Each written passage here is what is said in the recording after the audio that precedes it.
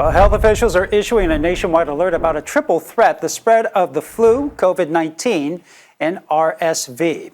The CDC is currently reporting a significant rise in emergency room visits. We typically see a spike in cases around this time each winter.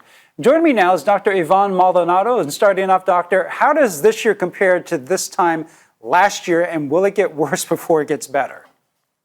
Well, thank you so much for inviting me. But first of all, I'd like to say it's not a threat. It's already here, and it's been here since December at least. So we're in the middle of our annual surge.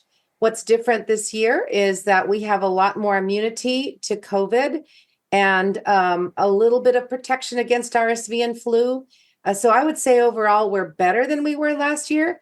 But strikingly, we're not that much better. If you look at the data for flu, for example, we're second highest in the number of cases we've seen around the country for the last 10 years or so, only second to last year. So we're actually still in a pretty high state of transmission for all three viruses.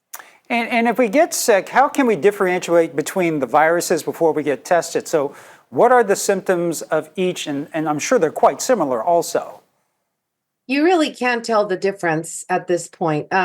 Right now, I would say that flu probably makes you sicker because most of us have some kind of immunity to COVID, and RSV generally doesn't start off with the whole body aches and pains. It's more respiratory.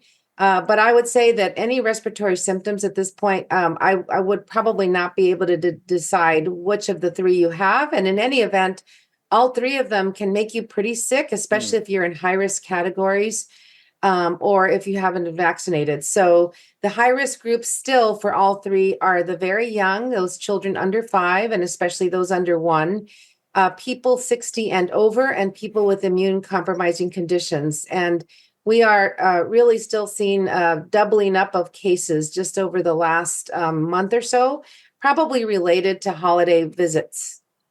And are you seeing more cases of anything in particular? Are you seeing more cases of RSV or more cases of flu or more cases of COVID? Well, we're not seeing as many cases of COVID as we did last year or the year before, but the wastewater surveillance shows that we have as much COVID in the wastewater as we did at the peak of Omicron in winter of 2021. So that's kind of good news in the sense that we're not getting as sick. So a lot of people probably aren't testing because they don't feel that sick, but there's a lot of it going around. So if you're at high risk for getting serious illness, you're likely to be exposed.